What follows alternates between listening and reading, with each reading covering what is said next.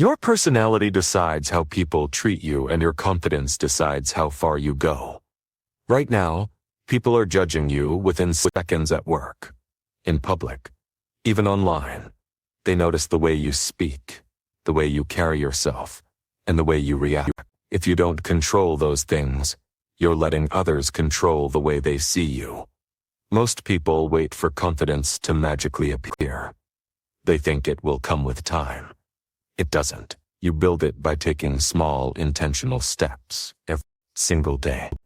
And the same goes for your personality. It grows when you actively work on it. In this video, I'm going to give you simple, practical, daily tips you can start using right now to improve both. No fluff, no theory. Just real actions that make people notice you, respect you, and take you seriously. Stay with me until the end, because the changes you make today can completely shift your life. Chapter 1. Look people in the eyes when they talk. When you want to improve your personality and confidence, one of the most powerful actions you can take is to look people in the eyes when they talk. This might sound simple, but it's not something everyone does. Many avoid it. They look away down at the floor or over someone's shoulder. Sometimes they do it out of nervousness. Other times, out of habit. But here's what you need to know. Eye contact is not just about looking. It's about connection. It's about showing the other person that you are present, that you value them, that you respect yourself enough to be seen. Think about the last time you spoke to someone who kept looking away. How did it feel? Did you feel fully listened to? Probably not. You might have felt they were distracted, disinterested, or even hiding something. Now, imagine speaking to someone who looks directly at you, with calm, steady eyes. You feel like they are really hearing you, like they care about the conversation, like they are confident in themselves. That's the difference. This is why mastering eye contact changes how people see you and how you see yourself. When you look someone in the eyes, you send a message without saying a word. You say, I'm here. I'm listening. I'm confident in who I am. And when you make this a habit, it begins to change how you carry yourself in every interaction. You become more comfortable in your own skin because you are no longer avoiding human connection. You are no longer avoiding human connection. You are embracing it. Now, you might think, but Jim, what if I feel nervous when I look people in the eye? That's natural. Many people feel that way at first. But here's the truth. Confidence is not something you wait for. It's something you build. If you wait until you feel completely confident to make eye contact, you'll be waiting forever. You start by doing it even when you feel nervous. You start small. Maybe you hold eye contact for just a few seconds at a time. Then you increase it. With practice, it stops feeling uncomfortable and starts feeling natural. Here's how you can start building this skill today. First, when someone speaks to you, turn your body slightly toward them. Remove distractions. Don't glance at your phone or around the room. Focus. Look into their eyes. Not in an intense or aggressive way, but with a calm and steady presence. If it helps, notice the color of their eyes. This keeps your focus. Maintaining consistent eye contact is a powerful tool for connection and confidence. Start by holding a steady gaze for a few seconds when someone speaks, then briefly look away before returning. This rhythmic approach feels natural, keeps the conversation engaging, and often prompts others to lean in, share more openly, and treat you with increased respect. You'll also discover a greater sense of control, feeling grounded, stable, and clear. The hallmarks of true confidence. Eye contact significantly influences the impression you make. In a professional setting, it conveys reliability and authority, while in personal relationships, it signifies sincerity and trust. Across all aspects of life, it communicates self-belief. The more you practice, the more it becomes an integral part of your personality. However, moderation is key. Constant, Unbroken staring can be off-putting. Confidence lies in balance, enough eye contact to demonstrate presence and respect, but not so much that it feels unnatural. Think of it as being fully present in the moment, without any desire to escape the interaction. When others speak, your eyes convey, "You matter to me right now." When you speak, they communicate, "I believe what I'm saying." Over time, this simple habit will transform how you perceive yourself. You'll stop shrinking back in conversations, feeling invisible in groups, or doubting your place. You'll start to believe your voice matters, and this conviction will resonate with others. When you enter a room and meet someone's gaze, you make an immediate and lasting impression. People notice and remember you, not because you're loud or demanding attention, but because you project a quiet certainty. You demonstrate a willingness to be seen, which is fundamental to both personality and confidence. There's also a deeper benefit. Practicing eye contact trains you to stay present.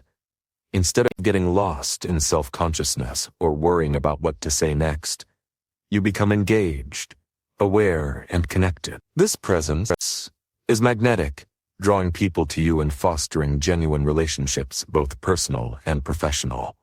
If you struggle with shyness or self-doubt, this habit can help you break free. Initially, it will require conscious effort and reminders, but eventually, it will become automatic. So you'll find yourself approaching people rather than avoiding them, and speaking clearly because you know your words carry weight. Your personality will become sharper, more defined, and more authentic. This is why learning to make eye contact is one of the fastest ways to enhance your personality and confidence. It's free, you can start immediately, and it profoundly impacts how others perceive you and how you feel about yourself. Your challenge today, in every conversation, whether with a friend, colleague, or family member, practice this powerful habit, even a cashier at the store. Make eye contact. Hold it long enough to show you're listening and that you're not in a rush. If it feels awkward at first, push through it. That's the moment you're building strength. That's the change is happening. In the coming days, you will notice that conversations feel more natural. People will open up more to you. They will remember you as someone who listens, and you will start to carry yourself with a level of confidence that doesn't need to be forced. It will come from knowing that you can face people fully without fear. Improving your personality and confidence is not about pretending to be someone you're not. It's about becoming more comfortable being who you are. And one of the most powerful ways to do that is to stop hiding. Stop looking away. Look people in the eyes when they talk. Stand there. Be present. Own that moment. This is a small action, but it sends a strong message. You believe in yourself, and you're not afraid to be seen. If you start practicing this today and commit to it daily, you'll see the difference not in months or years, but in days.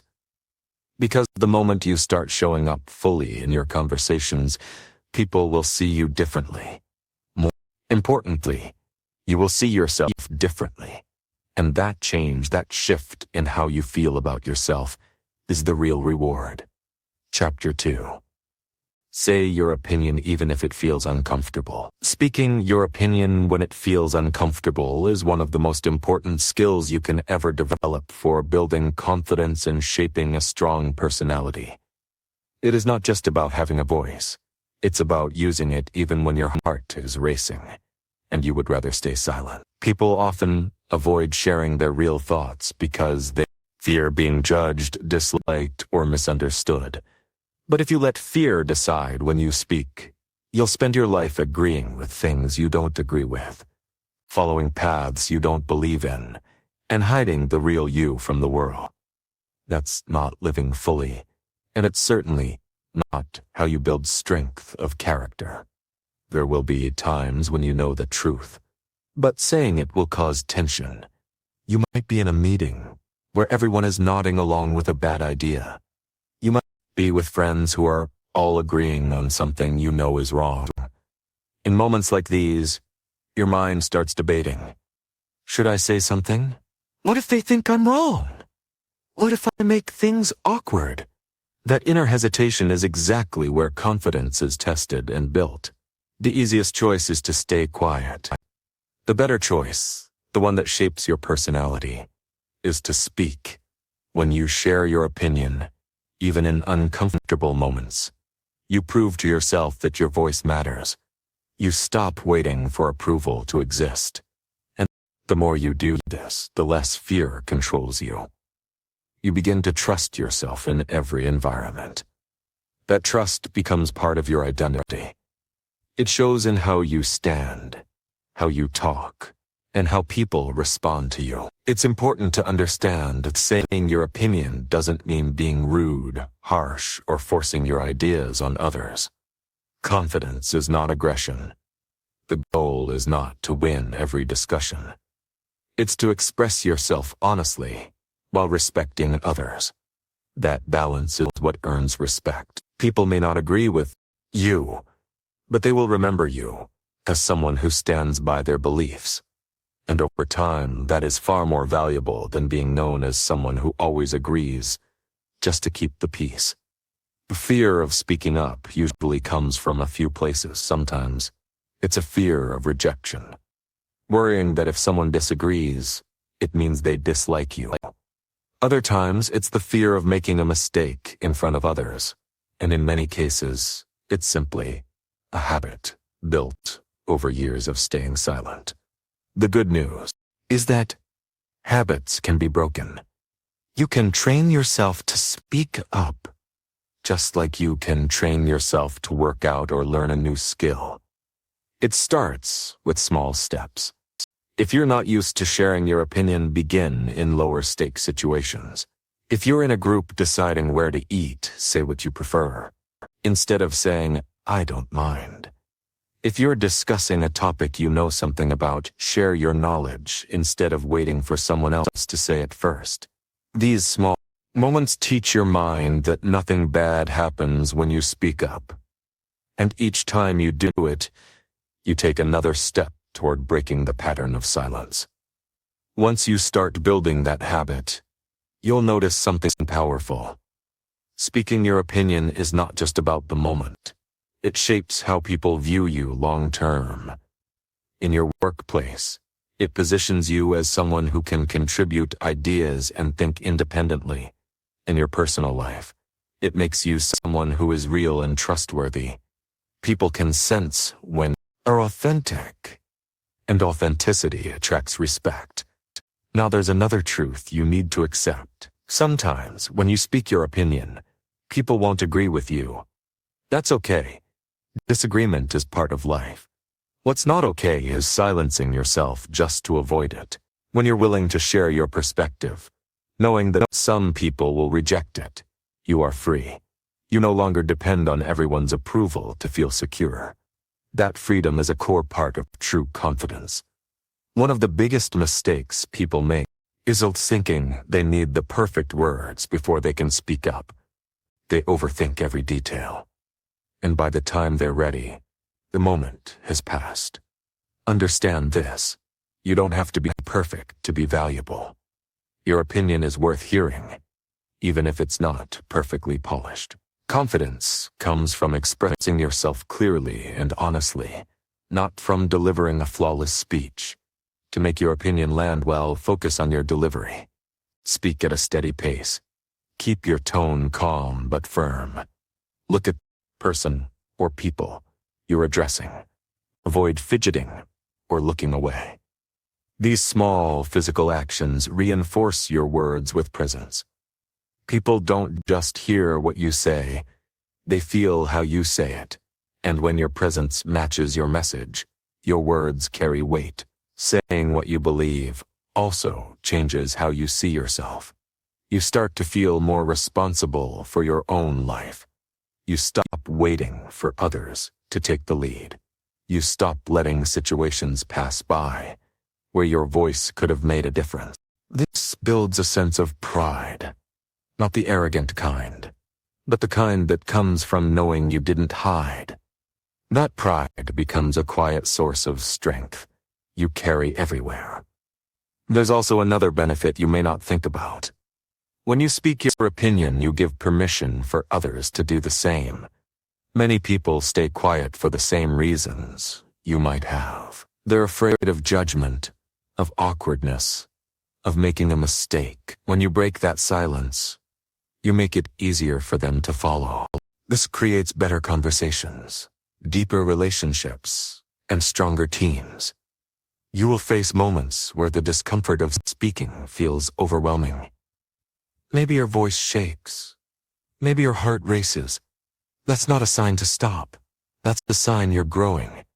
Growth never feels completely comfortable. If you wait for the nerves to go away before you speak up, you'll stay in the same place. The courage to speak while nervous is what transforms you. One useful way to prepare yourself for uncomfortable moments is to think about your values ahead of time. Know what matters to you. If you are clear about what you stand for, it's easier to speak up when a situation challenges those values. You won't have to scramble to decide. You'll already know where you stand. This clarity makes your confidence stronger because you're not just speaking randomly. You're speaking from a place of conviction. You should also understand that speaking your opinion is not about dominating conversation. It's about contributing. That means you also have to listen. Confidence is knowing your opinion matters, but wisdom is knowing that others' opinions matter too. When you respect both, you become the kind of person people want to hear from, because they know you're not just talking, you're engaging. Over time, speaking your opinion in uncomfortable moments becomes less about courage and more about habit. You'll notice that you no longer hesitate as much. You'll begin to feel comfortable addressing a room, stating your position in a meeting, or expressing a different viewpoint among friends. What once felt like a risk will start to feel natural. The people who succeed in life are rarely the ones who always stayed safe and silent. They are the ones who are willing to risk being uncomfortable in order to be true to themselves. If you want to build a personality that stands out and confidence that holds up under pressure, you need to be one of those people. Start practicing today. The next time you feel that hesitation rising in your chest, the urge to stay quiet when you have something real to say, choose the harder option. Speak. Say your opinion clearly and respectfully. Then notice how you feel afterward. You'll realize the discomfort passes quickly, but the strength you gain stays with you. Do it again tomorrow and again the next day. This is how you change who you are in the eyes of others, and more importantly, in your own eyes. Each time you speak your opinion, even when it feels uncomfortable, you are proving to yourself that your voice matters, that your presence matters, and that you have the courage to stand by what you believe. Over time, this will not just improve your confidence, it will become the foundation of the person you are proud to be. Chapter 3. Greet people first. To show you are confident. Greeting people first is one of the simplest yet most powerful habits you can develop if you want to project confidence and leave a strong impression. Many people underestimate how much influence this one action has on how others see you and how you feel about yourself. When you take the initiative to greet someone, you are showing that you are open, approachable, and secure enough to be the one to start the interaction. You're not waiting to be noticed. You're taking the first step to connect. That sends a powerful signal to the world about who you are. Most people wait for others to make the first move. They look down at their phones, pretend to be busy, or wait until they're sure the other person will acknowledge them first. The problem with this approach is that it keeps you passive. It makes you appear uncertain, even if you're not. Confidence is about showing presence without hesitation, and greeting people first is a clear and direct way to do that. When you walk into a room and say good morning, or hi, how are you, before anyone else does, you set the tone. You're establishing the energy of the interaction from the start. People respond to that leadership. They see you as someone who is comfortable engaging with others. Over time, they begin to expect that you will be the one to bring warmth and positivity to a situation, and that reputation builds trust and respect. It's important to understand that greeting people first is not just about being polite. It's about influence. The first few seconds of any interaction often determine how the rest of it will go. If those seconds are filled with hesitation or silence, you lose an opportunity to shape the exchange. But when you greet first, you're controlling the first impression. You're saying without words, "I'm comfortable here. I'm glad to see you. I'm ready to engage." Some people hold back because they feel awkward or fear being ignored. They worry that if they greet someone and don't get the same enthusiasm in return, it'll be embarrassing. But that thinking comes from focusing too much on other people's reactions, instead of focusing on the action itself. Confidence isn't about guaranteeing a certain outcome. It's about acting from your own strength, regardless of how others respond. Even if someone barely acknowledges you, you've still sent the signal to yourself that you are capable of initiating. That self-message matters more than their reply. Greeting first also changes the way you carry yourself in daily life. You walk into spaces with more awareness. You're not just trying to blend into the background. You're participating. You're paying attention to people, noticing their presence, and acknowledging. This awareness makes you sharper socially, because you're not just thinking about yourself. You're thinking about the environment and the people in it. It's worth mentioning that the way you greet people matters. A weak or hesitant greeting can send the opposite message from what you intend. If you mumble or barely look up, you're not projecting confidence. The goal is to make your greeting clear, audible, and paired with genuine eye contact. Stand or sit upright. Speak with enough volume to be heard without shouting. Add a small, natural smile to show warmth. These details combine to create an impression that's both friendly and self-assured. This habit also creates opportunities. People remember those who acknowledge them. They remember feelings. If you consistently greet people first, you'll find that more people approach you, more conversations start naturally, and more relationships form. You'll become known as someone who's easy to talk to, and that reputation can open doors socially, professionally. In a workplace, greeting colleagues before they greet you can shift the culture around you. It reduces barriers, increases cooperation, and helps you stand out in a positive way. In social settings, it breaks the tension of unfamiliarity and helps others relax. Even in everyday public situations, a shop, a coffee line, a neighbor's driveway, a simple hello initiated by you can turn a silent moment into a connection. One key to building this habit is to make it automatic. Don't overthink it or wait for the perfect moment. As soon as you see someone you know, greet them. If you're passing a stranger in a friendly environment, give a quick hi or good morning. At first you may have to consciously remind yourself, but after enough repetition, it becomes second nature. And once it's second nature, your personality starts to be defined by this easy confidence. Greeting people first can also help break patterns of social anxiety. Many people avoid interactions because they fear rejection. They think, if I initiate, I can't be turned down. But that fear keeps them from building the social skills that would actually make rejection less likely. By greeting first, you face that fear in small doses. You give yourself proof over and over that starting interactions is not as risky as your mind makes it seem. Over time, those small victories add up to a stronger self-image. You might also notice that when you greet people first, they often mirror your energy. If you greet someone with a clear voice and relaxed expression, they are more likely to respond in kind. This makes interactions smoother and more enjoyable. It also puts you in a position of subtle leadership because you've established the tone and pace of the exchange. For this to be most effective, your greeting should match the context. In a formal setting, you might use good afternoon or nice to see you. In casual settings, hey or hi, how's it going, works well. The important thing is that it feels natural coming from you. If you force a greeting, doesn't fit your personality or the situation, it will sound insincere. Confidence is not about pretending. It's about expressing yourself in a way that's real and comfortable. One thing to remember is that greeting first doesn't mean you have to be overly talkative or force conversation. It's about opening the door, not pushing people through it.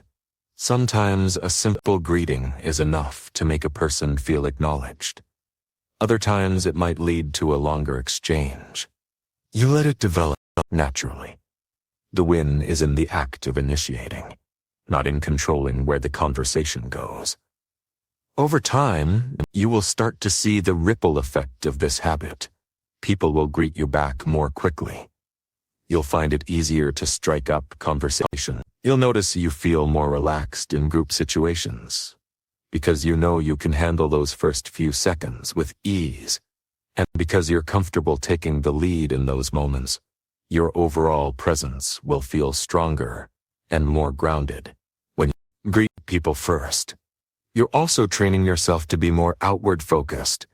Instead of being caught up in your own thoughts or insecurities, you're paying attention to others. This shift in focus often reduces self-consciousness because you're no longer trapped in your own head. You're engaged with the world around you, and engagement naturally builds confidence. It's worth practicing this, even with people you see every day. Don't assume familiarity replaces the need for a greet. Starting the day, greeting your coworkers, family members, or friends sets a positive tone. It shows consistency in your character. People begin to associate you with positive interactions, and that association strengthens relationships over time. There is also a subtle but important internal effect. When you take the initiative to greet someone, you're making a small but intentional choice to act instead of react. This choice reinforces the mindset that you can take control of situations instead of waiting for them to happen to you. That proactive mindset, repeated over and over in small ways, builds a foundation for handling larger challenges with confidence. Greeting people first might seem like a small detail, but it's often the small details that shape how others experience you. Every time you choose to be the one to start the interaction, you are reinforcing the idea that you are comfortable, capable, and confident. And with each repetition, that idea becomes more true, not just in how others see you, but in how you see yourself. If you want to start building this habit right now, pay attention in your next few interactions. Look for the moment before someone else greets you and step in first. Notice how it feels to take that initiative. At first, it may feel like a conscious effort, but soon, it will become part of who you are. And once it's part of who you are, you won't even think about it. It will simply be how you show up in the world. By choosing to greet people first, you're not just being polite. You're shaping your identity as someone who is present, approachable, and unafraid to take the lead.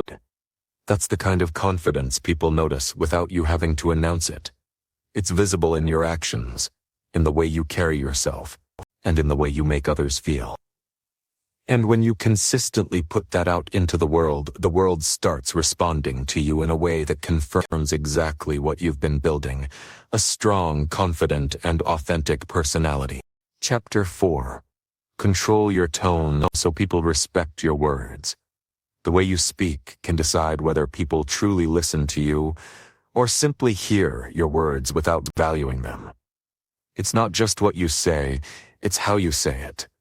Your tone carries more weight than you might realize. It can make your message sound strong and reliable, or it can weaken it before your words are even understood. When you control your tone, you show self-control. You show that you are intentional about your message, and you respect both yourself and the people you are speaking to. This is what earns you respect in return. People often focus on choosing the right words, But tone is what gives those words their real meaning. Two people can say the same sentence, but the one with a steady, confident tone will always be taken more seriously. The other, if their tone is shaky, rushed, or too sharp, will struggle to get the same impact, no matter how smart or accurate their words are. That's why developing the ability to control your tone is essential. If you want to be someone whose words carry influence, controlling your tone starts with awareness. Many people don't even realize how they sound when they speak. They may think they are speaking calmly, but others hear tension or impatient. Or they may feel passionate, but their tone comes across as aggressive. The first step is to pay attention. Notice how your voice changes when you're under stress, when you're excited, or when you're frustrated. You can even record yourself in conversation to hear what others hear. This can be uncomfortable, but it's one of the fastest ways to recognize what needs adjusting. Once you become aware, the next step is to manage your breathing. A rushed or uneven breath often leads to a rushed tone. People who speak too fast can sound nervous or unsure, even when they are confident in their thoughts. Slowing down your breathing naturally slows down your speech, giving your voice a calmer and more grounded quality. When your voice sounds steady, people are more likely to believe that you are steady. Volume also matters. Speaking too softly can make it seem like you lack conviction, while speaking too loudly can make you appear overbearing. The goal is a balanced volume that matches the setting. In a quiet room, you don't need to raise your voice much. In a large space or noisy environment, you need more projection, but without shouting. Adjusting your volume to fit the moment shows that you are in control of the situation. Tone is also shaped by pace. A rushed pace can overwhelm listeners, while a slow, deliberate pace gives people time to absorb your message.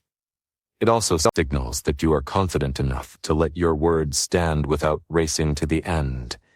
People who rush often sound like they're trying to get the hard part over with. People who pace themselves show that they are comfortable being heard. The emotional quality of your tone can make the difference between building trust and creating resistance. If you speak in a tone that is calm yet firm, you encourage open conversation. If you speak in a tone that is sharp, sarcastic, or impatient, you create defensiveness even if your words are reasonable. The best communicators choose a tone that matches their intent. If your goal is to persuade, your tone should be inviting. If your goal is to set a boundary, your tone should be clear and unwavering, but not hostile.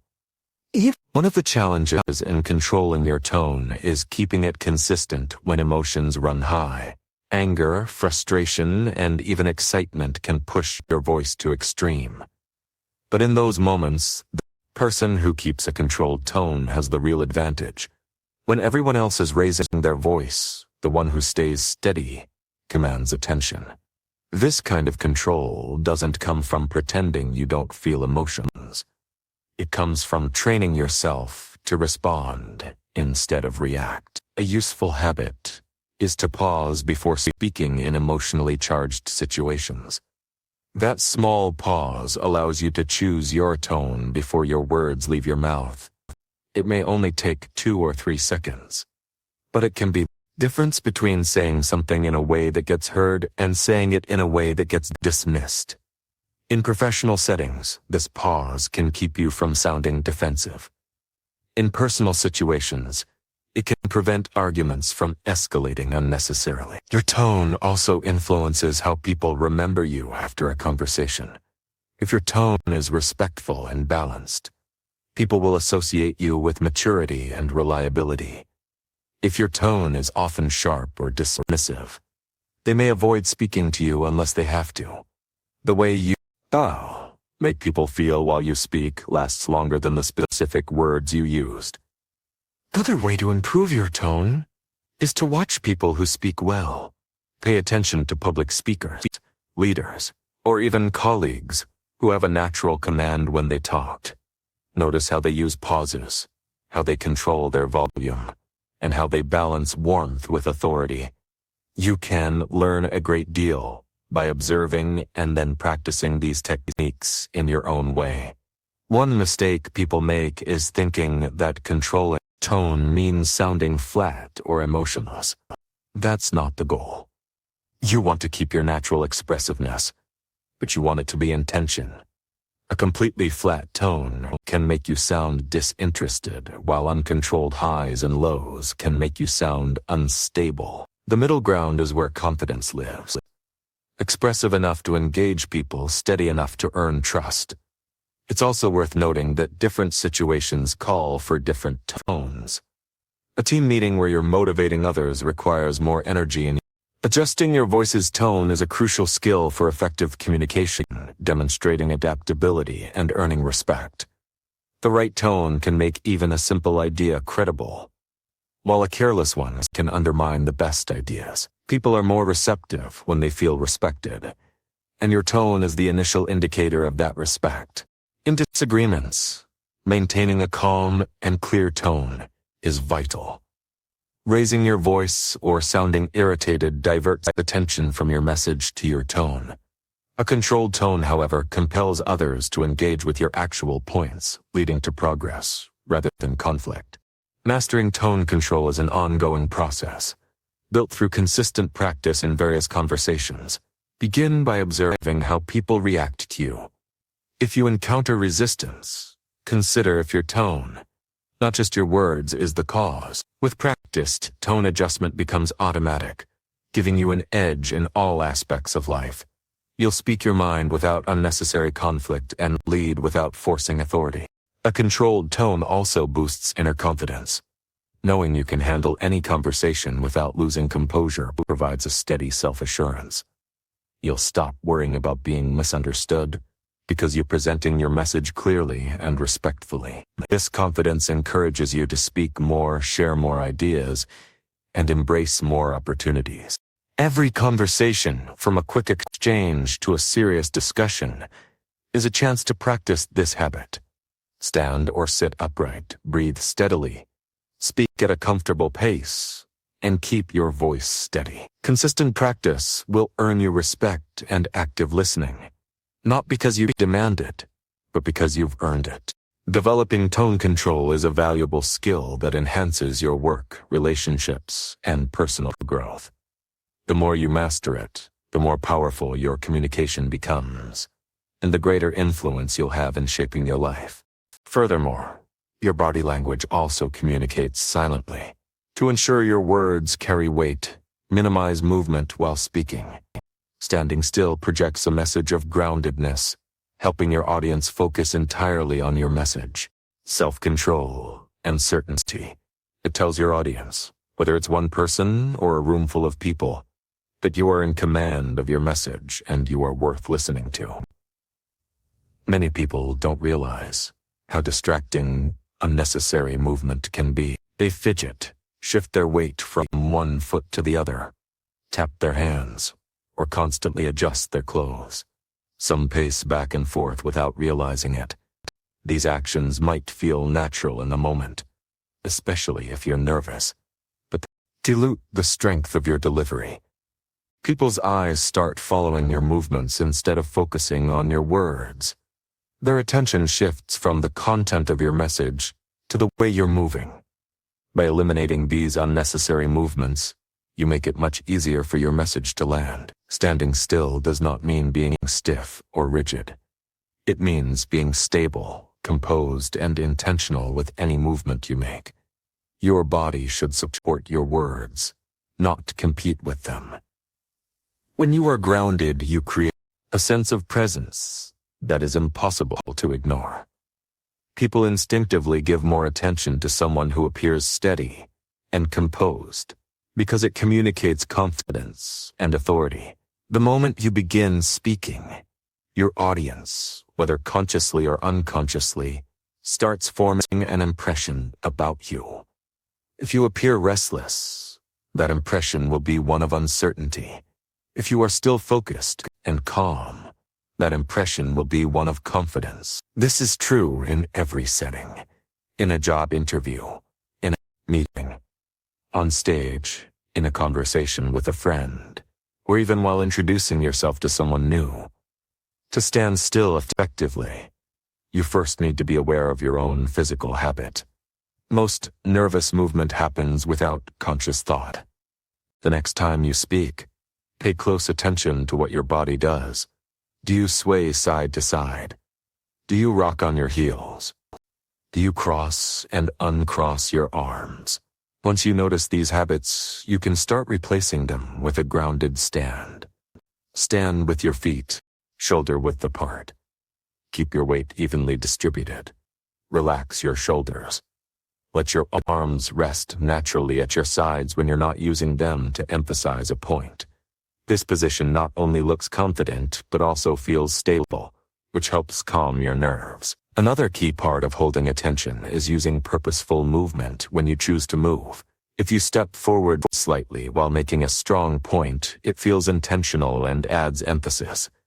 If you use a hand gesture to illustrate idea, it draws the listener in. But when you move without purpose, it drains the power from your delivery. People should never feel like you're moving because you're unsure. They should feel like every movement adds something to your words. Standing still while speaking also helps you project your voice more effectively. Constant movement can make your voice sound uneven or rushed. A stable stance allows you to breathe properly, control your tone, and maintain a steady pace. This makes your message sound more deliberate and clear. When your audience hears that steadiness in your voice and sees that steadiness in your posture, they naturally pay closer attention. There's a psychological element to this as well. Stillness in the speaker creates stillness in the listener. When you are composed, you give the audience a reason to focus entirely on you. People sense when someone is fully present in the moment. They can feel when your attention is on the conversation rather than on your own discomfort. Presence is magnetic. It draws people in without you having to force it. It's important to remember that stillness is not about suppressing your energy. Energy is crucial to engaging people, but it should be directed into your words and facial expressions rather than scattered into restless movement. When your energy is focused, it amplifies the meaning of your words instead of competing with them. This is why some of the most compelling speakers in the world can stand in one spot and hold the attention of hundreds of people. They channel their energy into their message, not into random physical actions. This habit is equally powerful in one-on-one situations. If you're speaking to someone about something important and you keep glancing away, shifting your position, or moving around, they might feel like you're distracted or unsure. But if you stand or sit still, look at them directly, and deliver your thoughts with calm certainty, they will feel the importance of what you're saying. That kind of presence makes people trust you more. Building the habit of stillness while speaking requires practice, especially if you tend to move a lot when nervous. You can start by practicing in low-pressure situations. When you're talking to a friend, focus on keeping your feet planted and your movements minimal. When you're explaining something at work, be aware of how you're standing. Over time, this awareness becomes natural, and your body automatically takes on a more grounded posture. When you begin speaking, stillness also helps you control the pace of the conversation. Movement can often speed you up without you realizing it, making your words feel rushed. When you are still, you have more control over the timing of your delivery. You can pause to let important points sink in, and those pauses will feel deliberate rather than awkward. This makes your communication more powerful because people have time to process what you're saying. In professional settings, this skill can set you apart. People who stand still when they speak often come across as more credible and trustworthy. They appear confident without being arrogant. They create an environment where people want to listen because there's no distraction from the message. In leadership roles, this is invaluable. If you can hold people's attention without relying on movement, your influence grows significantly. Stillness can also help you manage your own nerve. When you're physically grounded, your body feels more stable, and that stability helps settle your mind. Nervousness often shows up in restless movement. So, by consciously reducing that movement, you signal to yourself that you are in control. This feedback loop works both ways. The more still you are, the more confident you feel, and the more confident you feel, the more naturally still you become. One common challenge people face is thinking they need to move to seem engaged. While movement can add energy, it should never replace the power of your words. If your message is clear, your tone is steady, and your posture is strong, you don't need constant motion to hold attention. In fact, unnecessary motion often takes away from your message rather than adding to it. Standing still doesn't mean you can't use gestures, but those gestures should have a purpose. A well-timed hand movement can emphasize a point. A small step forward can signal that something is important, but these actions should be deliberate, not automatic. When your movements are intentional, they enhance your communication rather than distract. The key is to make stillness a natural part of how you communicate, not something you only do in formal situations. Practice it in everyday conversations until it becomes second nature. You'll find that people respond to you differently when you are still and focused. They'll listen longer, take your words more seriously, and remember what you said. When you stand still while speaking, you're sending a silent but powerful message. You are confident in what you're saying. You are in control of the conversation, and you believe your words have value. People sense this immediately, and they adjust their own attention accordingly. Over time, this habit becomes one of the strongest tools you have for commanding respect and influencing others. The more you use this skill, the more you'll see its impact. You'll notice people leaning in to hear you better. You'll notice that interruptions happen less often because people are more engaged. You'll notice that your words have more weight because your physical presence supports them. And once you've experienced this effect, you'll understand why stillness is such a powerful form of communication. In every interaction, you have a choice. You can scatter your presence with unnecessary movement, or you can anchor it with stillness. The first keeps attention divided. The second keeps it centered on you. If you want people to hear, understand, and respect what you say, choose stillness. Let your words do the work, supported by a posture and presence that say clearly, without a single extra movement, that you are worth listening to. Chapter 6. Challenge yourself daily with tasks you usually avoid. The fastest way to grow as a person and build lasting confidence is to face the very things you usually avoid. Everyone has tasks they push aside. They are often the ones that feel uncomfortable, intimidating, or simply inconvenient. But avoiding them over and over builds a pattern of hesitation. Each time you skip a challenge, you send yourself the message that you're not ready for it. Over time, that message becomes a belief, and that belief limits your growth. The only way to break it is to do the opposite.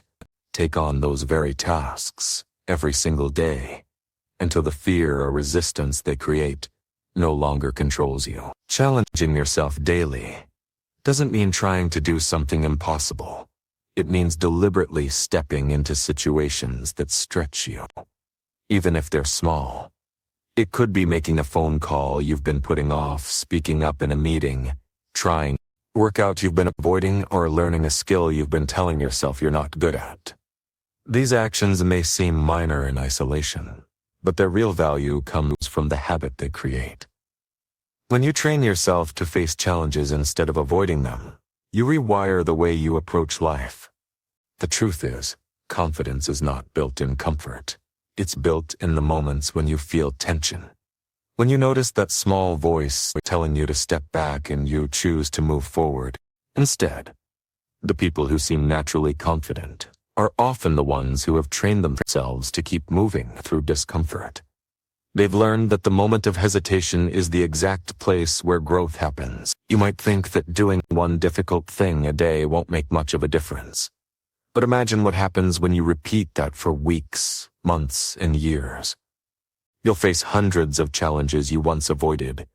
Each one will leave you a little stronger, a little braver, and a little more capable. The person you become after a year of facing small daily challenges will feel completely different from the person who avoided them. One of the biggest benefits of this habit is that it changes your relationship with fear. Most people try to wait until they no longer feel afraid before they take action. But fear doesn't just vanish on its own.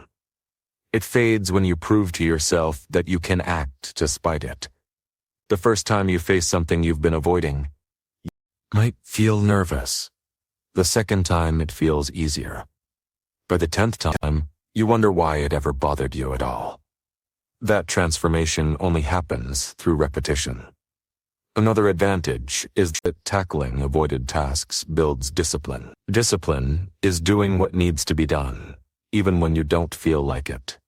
Every time you push yourself to complete something you'd normally put off, you're strengthening that discipline, and the stronger it gets, the more reliable you become in all areas of life.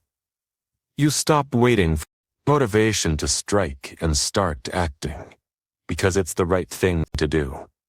That reliability is a huge part of both personality and confidence. People trust those who consistently follow through. It's also important to understand that these challenges don't have to be public or dramatic. The most powerful ones are often private. No one else has to see you doing them. What matters is that you see yourself doing them. You're building self-respect, and self-respect is the foundation of confidence. You know you can depend on yourself, and that quiet certainty changes the way you move through the world. Some days the challenges will be small. Maybe you respond to an email you've been avoiding for a week. Other days they'll be bigger, like having a difficult conversation, or applying for an opportunity that intimidates you. The size doesn't matter as much as the consistency. The key is to make it a non-negotiable part of your day. One thing you usually avoid must get done today. No exception. When you start this habit, you may notice resistance creeping in quickly. Your mind will try to talk you out of it. It will give you excuses, distractions, and rationalizations. That's when you need to remember why you're doing this. Not to be perfect, but to become stronger. Each time you break through that resistance, you prove to yourself that you are in control, not your excuses. The changes you experience from this habit aren't just mental. Physically, you'll notice a difference in how you carry yourself. You'll walk with more purpose, speak with more assurance, and approach situations with less hesitation. That's because your brain starts to associate challenges with success instead of failure. The more often you win those small daily battles, the more you expect yourself to win in the future. There's also a ripple effect. Once you start challenging yourself in one area of life, you naturally start doing it in others. You might begin by pushing yourself at work, and soon you're taking on personal goals you've been avoiding. You might start with physical challenges, and eventually you're initiating conversations you once found intimidating. The habit spreads because you've built the muscle of action. One important thing to keep in mind is that challenges don't always need to be about fixing weaknesses. They can also be about expanding strengths. If you're already good at something but tend to stay within safe limits, push beyond them. Enter a competition. Aim for a higher standard, or take on a project with more responsibility than you're used to. Growth happens at the edge of your comfort zone. Whether that edge is in a weakness or a strength, the most valuable outcome of this habit is how it shapes your identity. You stop seeing yourself as someone who hesitates and start seeing yourself as someone who acts. That shift in identity is powerful, because once you believe you're the kind of person who takes action, you'll look for opportunities to prove it again and again. It becomes a cycle of action, growth that keeps building on itself. In relationships, This habit makes you more dependable and more interesting. People can sense when you're someone who faces life head-on. They feel more comfortable relying on you because they know you won't shy away from what's difficult. They're also drawn to you because you have stories, experiences, and insights that only come from pushing yourself into new situations. Professionally, the difference can be even more noticeable. The people who promoted, trusted with important projects, or given leadership roles are rarely the ones who only do what's easy. They're the ones who consistently step up for the tasks others avoid. They show they can handle pressure and uncertainty, which are essential qualities for leadership. By making daily challenges part of your life, you're training yourself for these moments before they arrive. It's worth remembering that you don't have to succeed at every challenge to benefit from it. The act of attempting something you'd normally avoid is valuable in itself. Even if you fail, you've broken the habit of avoid. And often the lessons you learn from failed attempts are the very things that prepare you to succeed the next time. This is not a short-term strategy. The real power of challenging yourself daily comes from making it a permanent part of how you live. Over time, the things that used to intimidate you will feel routine. That doesn't mean the habit stops working. It means you'll keep raising the bar. As you grow, you'll find new areas to challenge yourself in, ensuring that you never stagnate. The person who takes on daily challenges is not the same person who avoids them. The difference is visible in their confidence, their personality, and their results in life. One is reactive, letting fear decide what gets done. The other is proactive, deciding for themselves what needs to be done and doing it. The choice of which one you become is made in the small moments, each day when you either face the task or turn away from. If you commit to facing one avoided task every single day, you'll be amazed at how quickly your life starts to feel different. You'll begin to notice a deeper sense of pride at the end of each day. Not because everything went perfectly, but because you showed up for yourself. That pride builds momentum, and momentum turns into transformation. Before long, you'll look back and realize that the things you once avoided without a second thought are now just part of your normal routine. That's when you'll know this habit has done its job. It has made you stronger, more capable, and more confident than you were before. And the best part is there will always be another challenge waiting for you tomorrow, ready to push you just a little further and help you grow into the person you're capable of becoming. Chapter 7. Speak slower to make your words more powerful. The speed at which you speak can determine whether your message has a real impact or fades into the background. When you speak quickly, your words may come out before the listener has time to process them. They might catch your sentences, but miss your meaning. They might hear you but not feel you. Speaking slower allows your words to breathe, gives the listener time to absorb your message, and shows that you have control over what you say. It communicates that you are not rushing to get it over with. You believe what you are saying is worth the listener's attention. Many people speak fast without realizing it. Sometimes it's because they're nervous. Other times, it's because they want to fit too many ideas into a short amount of time. In some cases, it's simply a habit formed over years. The problem is that when you speak too fast, you make it harder for others to connect with you. They may struggle to keep up or miss important details entirely. If you slow down, you give them the opportunity to engage with your message in a more meaningful way. Speaking slower is not about dragging out your sentences unnaturally. It's about finding a pace that feels deliberate and steady. It's about showing that you are in control of your delivery, rather than letting nerves or excitement take over. When you slow your speech, you also gain more control over your tone, volume, and emphasis, which makes your words sound more confident and intentional. A slower pace also gives you room to choose your words carefully. Instead of rushing from one thought to the next, you have time to make sure what you say is clear and precise. This makes you sound more thoughtful and prepared, Listeners tend to respect someone who speaks with purpose rather than speed, because it signals that you are confident enough to take your time. Another important effect of speaking slower is that it gives weight to your pauses. Pauses are powerful tools in communication. They allow your message to sink in, create anticipation, and draw attention to what comes next. If you rush through your sentences without pausing, you deny yourself this tool. But if you slow down and use pauses strategically, you can make key points stand out without needing to repeat them. Slowing your speech also reduces misunderstandings.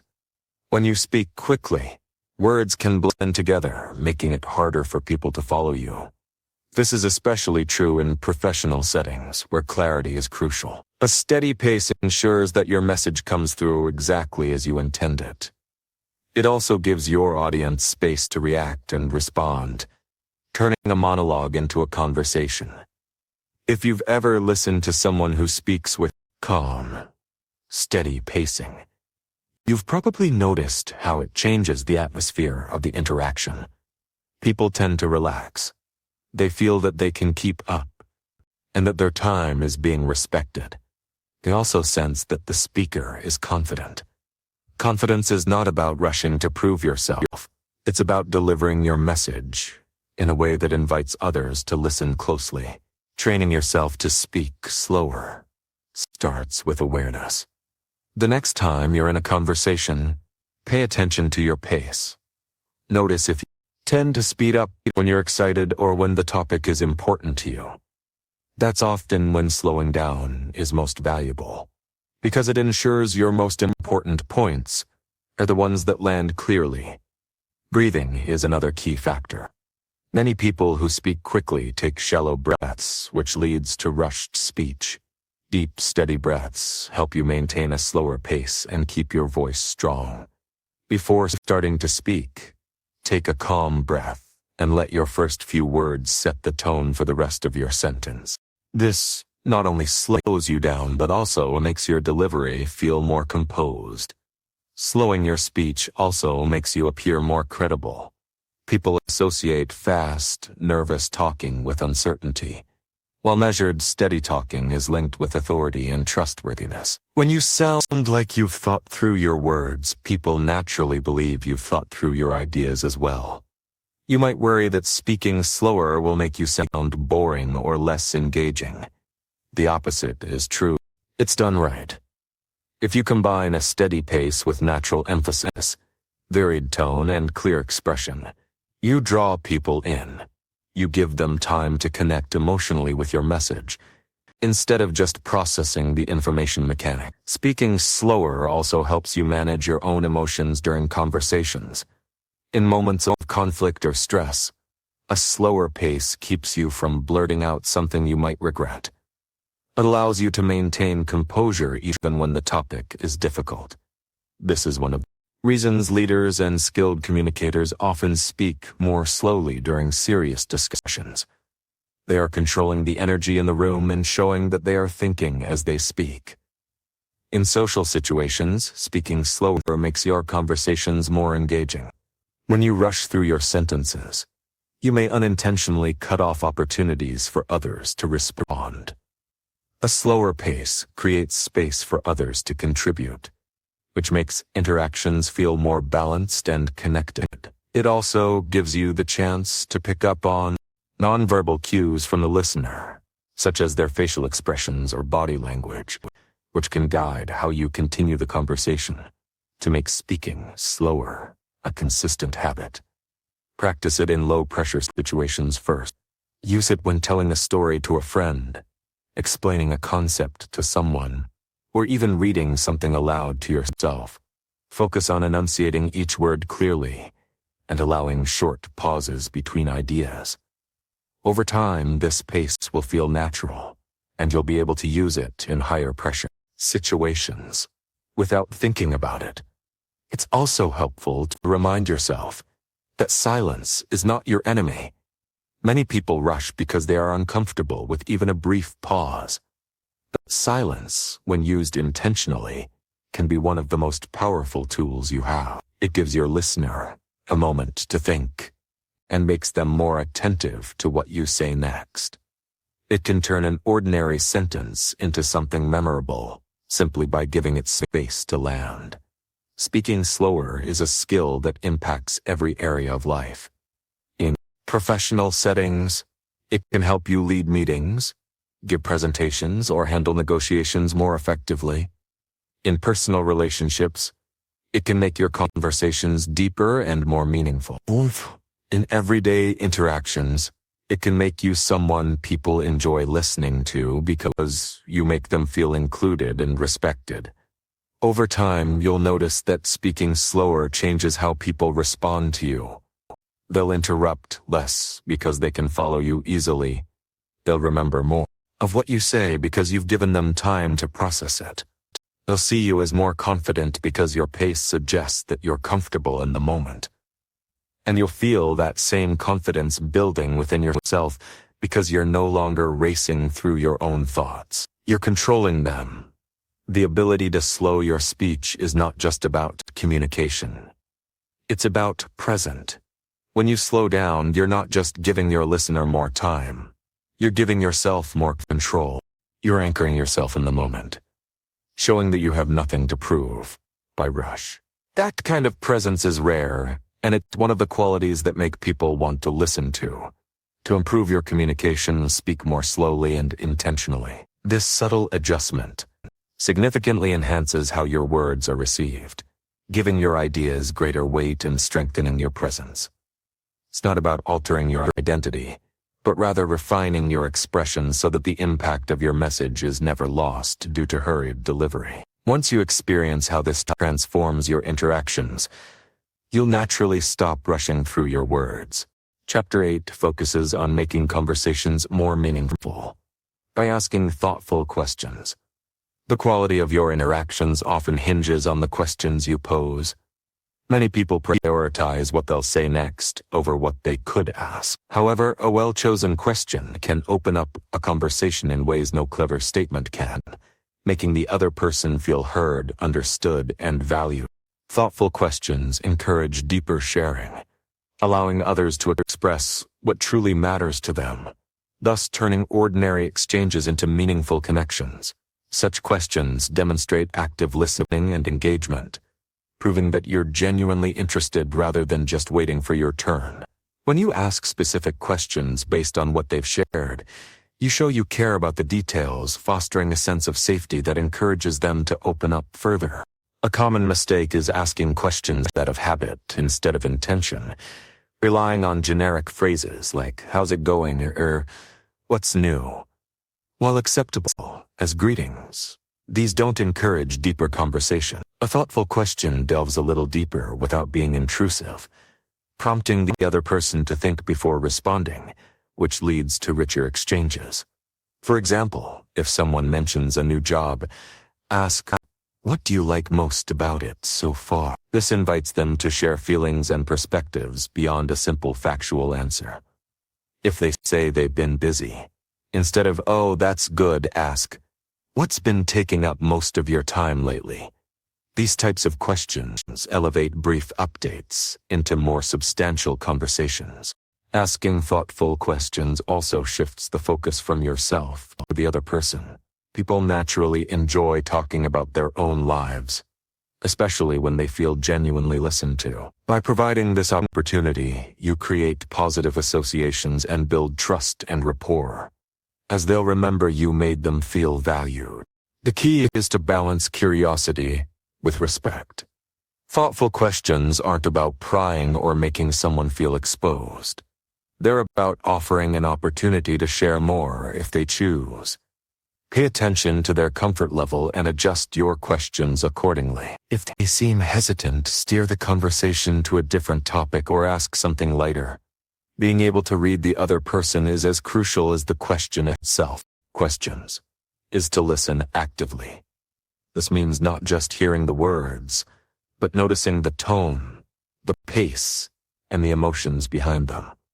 Often the most meaningful questions come from picking up on something subtle, a slight change in expression, a pause before answering, or a shift in energy. If someone hesitates when talking about a project, you might say, "It sounds like there's more to that story. What happened?" This shows you noticed more than just the surface. Another benefit of asking thoughtful questions is that it keeps conversations flowing naturally.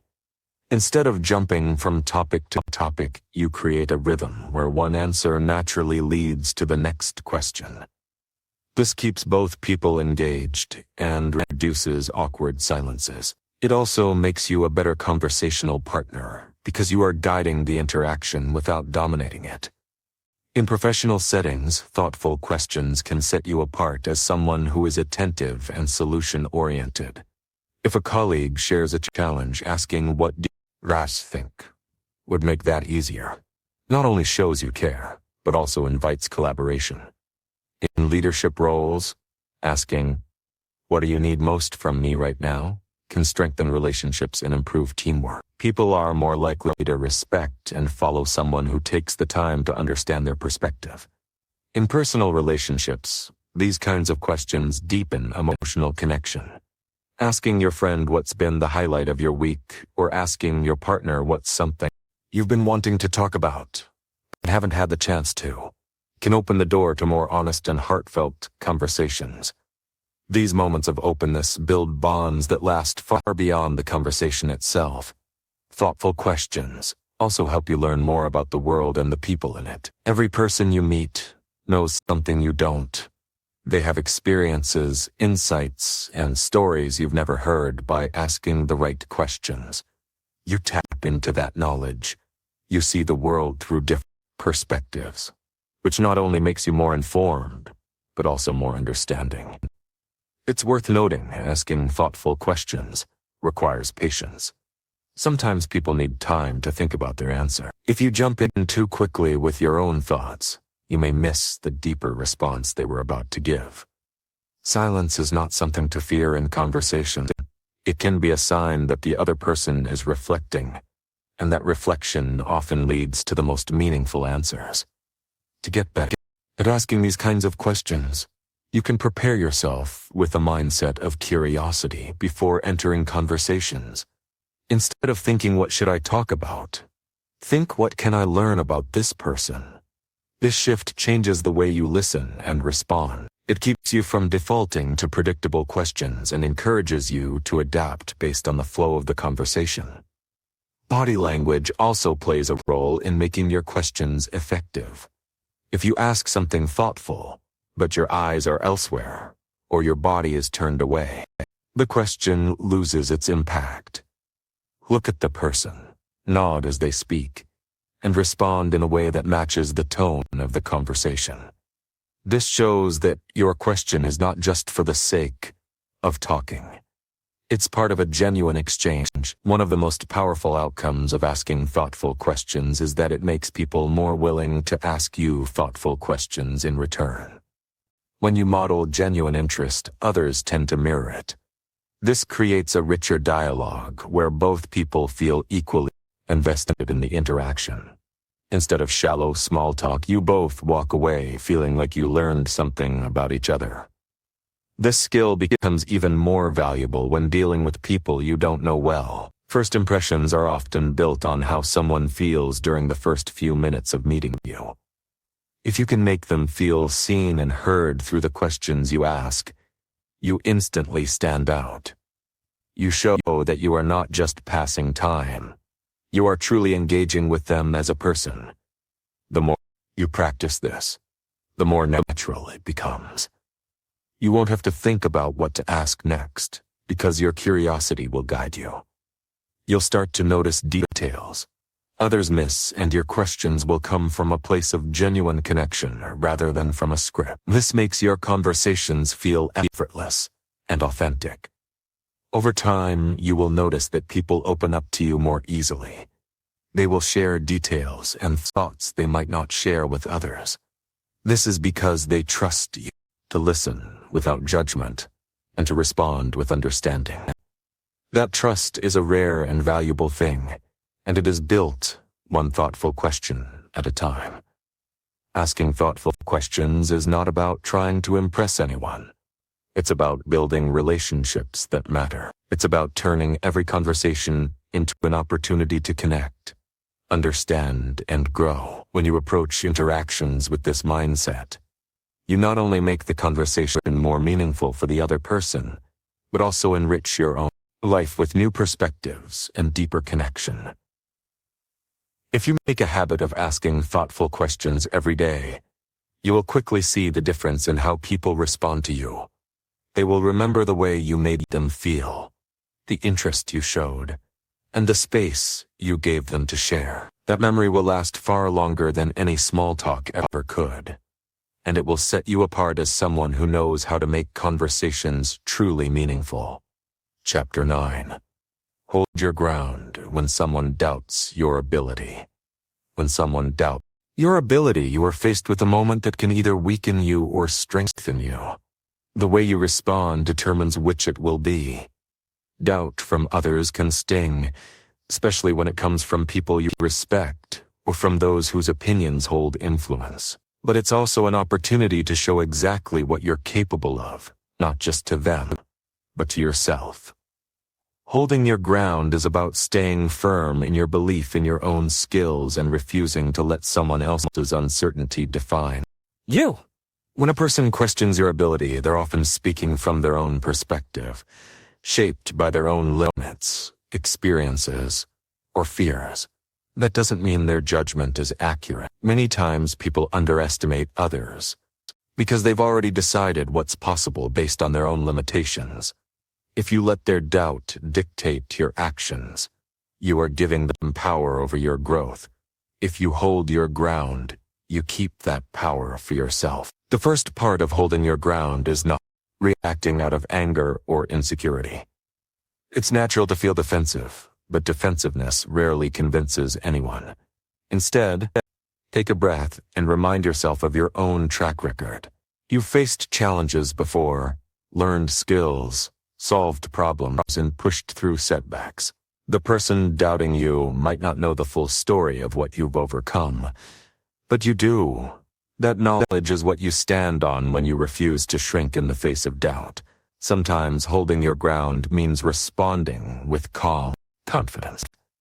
If someone questions whether you can complete a task, you can acknowledge their concern without accepting their verdict. You might say, "I understand it. It might seem challenging, but I know I can handle it." And then prove it through your actions. You're not wasting energy trying to convince them with words alone. You're showing them through results. There will be situations where the doubt is not spoken directly, but implied through someone's behavior. They may overlook you for an opportunity, hesitate to trust you with responsibility, or subtly suggest that someone else might be better suited. In those moments, you still have the chance to demonstrate your ability by staying consistent and delivering strong work over time. Consistent results are impossible to ignore. It's important to remember that not all doubt is malicious. Sometimes people genuinely don't know what you're capable of because they haven't seen it yet. But whether the doubt is rooted in ignorance, caution, or underestimation, your approach is the same. Stand firm. Do the work, and let your performance speak. If you crumble under doubt, you validate it.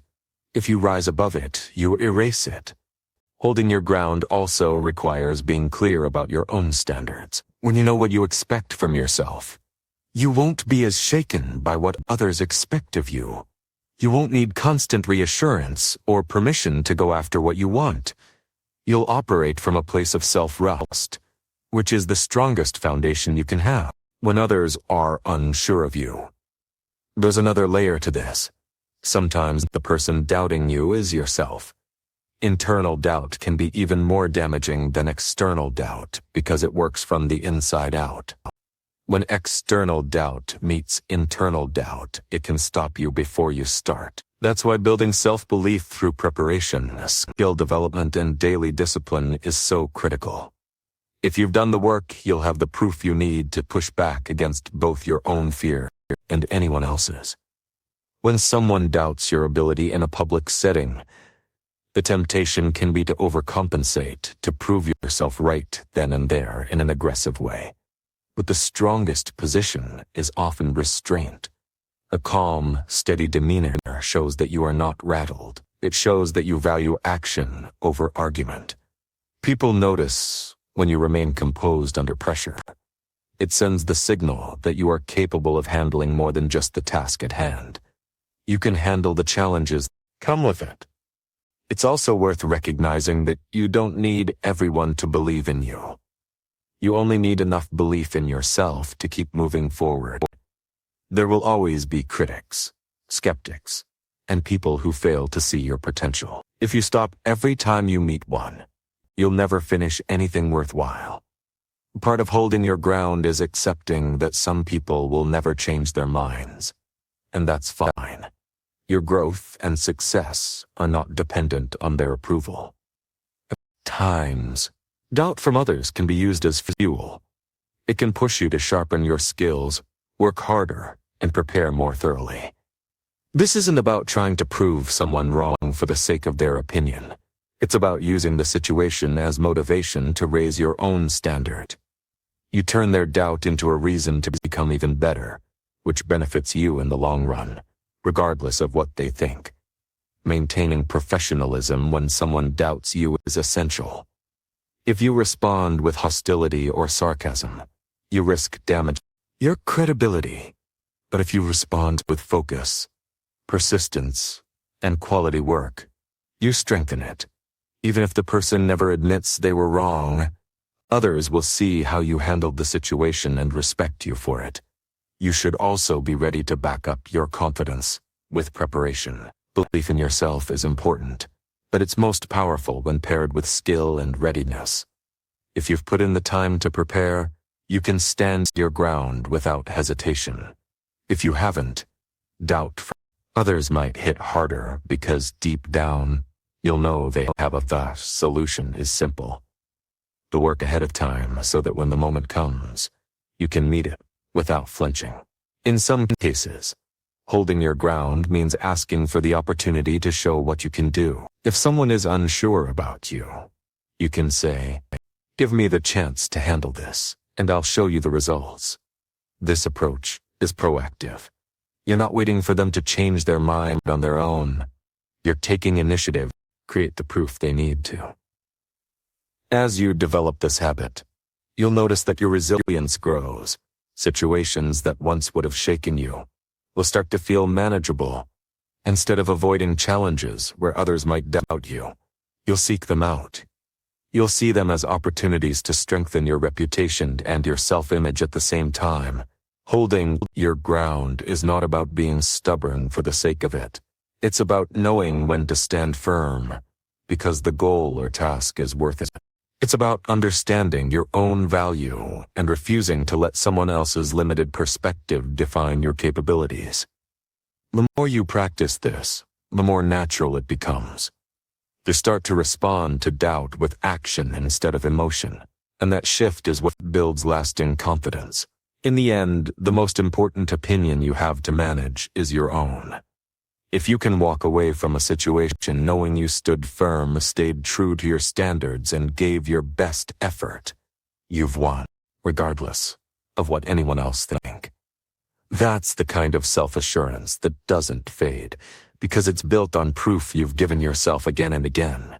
The next time someone doubts your ability, take it as a signal to steady yourself, not to shrink, wake clearly, act decisively, and follow through with the work. Show them through consistency and results that their doubt was misplaced. Even if they never say it out loud, they'll know. More importantly, you'll know. And once you've proven to yourself that you can hold your ground under doubt, you'll carry that strength into every challenge you face from that point forward. Chapter 10. Take the lead in situations where others hesitate. There are moments in life when a group is faced with a decision, a challenge, or an opportunity, and everyone looks around waiting for someone else to move first. These moments are not always dramatic. They can be as small as deciding where to go for a meeting, or as big as steering a team through a difficult project. In these situations, hesitation spreads quickly. People are afraid of making the wrong choice, of standing out, or of taking on responsibility that could bring criticism. But those are the exact moments where leadership is built. If you step forward when others stay still, you not only move the situation forward, you also show yourself and others that you are willing to take ownership when it matters. Taking the lead when others hesitate is not about trying to dominate or control every situation. It is about recognizing when progress depends on someone making the first move and having the courage to be that person. In many cases, the hesitation of others has nothing to do with lack of ability. It's about fear of judgment or uncertainty about the next step. By stepping up, you cut through that uncertainty and create momentum. People naturally respond to movement. Once someone takes the lead, it becomes easier for others to join in and contribute. This willingness to lead is noticed even if it's not always acknowledged out loud. In workplaces, leaders are often identified not by their titles but by their actions. When a problem arises and you are the one to suggest a path forward, people remember it. In social situations, friends and acquaintances gravitate toward those who make things happen, instead of waiting for things to happen. Over time, this habit of stepping up creates a reputation. You become the person people look to when decisions need to be made. One of the reasons people hesitate is the fear of being wrong. The risk of failure can be paralyzing if you see it as a permanent mark on your credibility. But strong leaders understand that failure is not the enemy in action.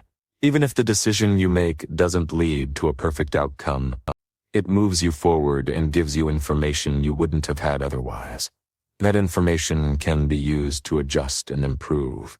But without that first step, there's nothing to build on. Taking the lead also means accepting responsibility for the outcome, good or bad. This is where real confidence comes in. Anyone can speak up when they know their choice will be safe and successful. But it takes self-assurance to act when the result is uncertain. This is why leading in moments of hesitation builds more than just influence. It builds inner strength. You prove to yourself that you can handle the weight of responsibility and that self-knowledge makes you decisive in the future. To lead effectively in these situations, you need to stay calm, while others, uncertain, panic, or rushed energy will make people less likely to follow your direction. Instead, take a moment to assess the situation. Think about the most logical next step, even if you don't have the full picture yet. Then, communicate clearly and act with purpose. When others see that you are steady and decisive, they are far more likely to trust your lead. It's important to remember that leading when others hesitate does not mean you have to have all the answers. Many people think leadership is about having the perfect solution right away. But in reality, it's often about creating a starting point. You can say, "Here's what I think we should try first," and then adjust as new information comes in. This approach not only gets things moving, but also invites others to contribute without feeling the pressure of making the first move themselves over time. Stepping up in moments of hesitation teaches you to be comfortable with uncertainty. Most people wait for clarity before they act. The clarity often comes after you've taken the first step, not before. When you learn to move despite uncertainty, you separate yourself from those who wait for perfect conditions. Perfect conditions almost never come, and if they do, they don't last. Progress belongs to those who act before they have every detail. Another key part of taking the lead is being willing to stand out. In moments of hesitation, the group blends together in stillness. The person who steps forward immediately stands apart, and not everyone is comfortable with that attention. But if you want to grow and influence, you have to be okay with being visible. Visibility brings both praise and criticism, and leadership is about being willing to handle both. This habit also creates personal growth far beyond the immediate situation. You begin to see yourself differently, not as someone who waits for direction, but as someone who can provide it. That identity shift changes the way you approach opportunities. You stop asking, will someone else handle this? And start asking, what can I do to move this forward? That proactive mindset leads to more achievements and deeper self-confidence. In professional life, the ability to take the lead in moments of hesitation is one of the traits most valued by employers and teams. It signals initiative, problem-solving ability, and reliability. In personal life, it can strengthen relationships because people trust you to step up when it matters. Friends, family, and colleagues start to see you as dependable. Not just things are easy, but when things are uncertain. One challenge you may face is the fear of overstepping. You might worry that by taking the lead, you're stepping into someone else's role or making people uncomfortable. The way to handle this is to focus on collaboration rather than control. You can say, here's what I suggest we do. What do you think? This shows that you're willing to act, but you're also open to input. It invites cooperation rather than resistance, and it still breaks the hunt cycle of hesitation. Another obstacle is self-doubt. You might think, who am I to take the lead here? The answer is simple. You're the person who's willing to see. That alone puts you ahead of the many people who wait for someone else to go first. You don't need to be the most experienced or the most knowledgeable. You just need to be willing to start. And that willingness is what builds experience and knowledge over time. Leading in moments of hesitation also strengthens your decision-making skills. The more you practice, the better you get at assessing situations quickly and choosing a course of action.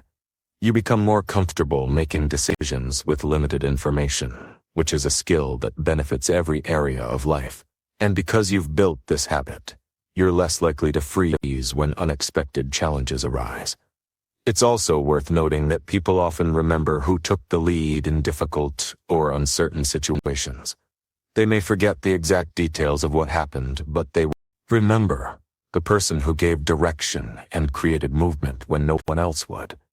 That memory can shape how they see you for years to come, influencing opportunities and relationships in ways you might not expect. The more you practice this, the more natural it becomes. At first, you might have to consciously push yourself to step up. Over time, it will feel auto. You'll see hesitation not as a signal to wait, but as an opening for you to act. That mindset makes you valuable in any setting because you bring clarity and momentum when others bring uncertainty. Taking the lead when others hesitate is one of the clearest demonstrations of confidence. It shows that you trust yourself enough to move forward without needing perfect certainty. It shows that you are willing to take responsibility even when there is risk, and it shows that you value progress over comfort. These qualities will not only set you apart, they will shape you into someone who can handle greater challenges and greater opportunities. If you make this a habit, you'll notice that hesitation no longer intimidates you. You'll start to see it as your cue. The moment when your role becomes clear, you'll find that people seek you out for guidance, not because you always have the perfect answer, but because they know you will act when others are stuck. That kind of trust is earned through action, and it's built one decisive moment at a time. Every time you take the lead in a moment of hesitation, you are building your confidence, your reputation, and ability to influence the direction of event. Those moments are not just about solving a problem.